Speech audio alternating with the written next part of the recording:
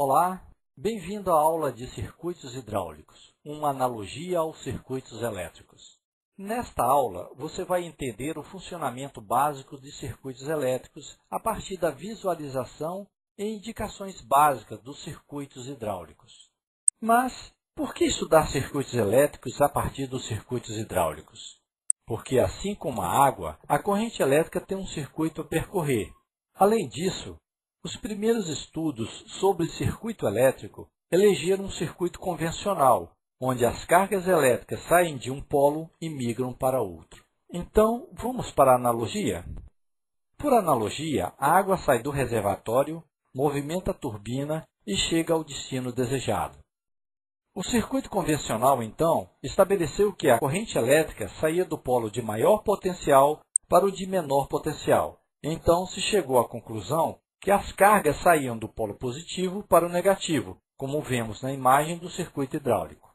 Mas com estudos mais aprimorados, descobriu-se que o polo negativo é rico em elétrons e que são esses elétrons que migram para o polo positivo, causando a movimentação de corrente elétrica em um circuito.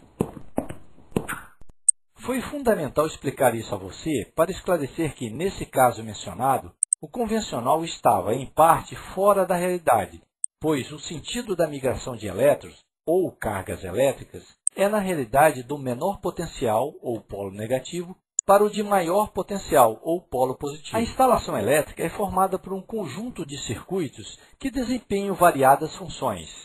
Desse modo, o conjunto de circuitos possibilita ligar lâmpada, ventilador, TV e outros equipamentos elétricos.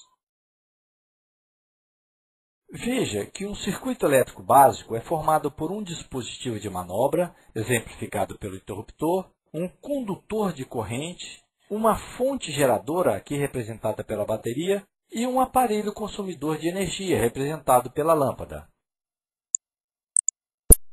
O dispositivo de manobra permite à pessoa manipular o circuito, interrompendo ou permitindo a passagem de corrente elétrica.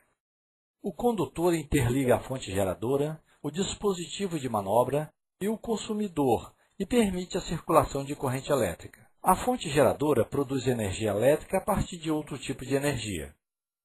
O aparelho consumidor converte a energia elétrica em energia útil para nosso consumo, como a luz elétrica, a ventilação e o calor. Viu como é fácil? Esse estudo fica por aqui. Nos vemos na próxima aula. Até mais!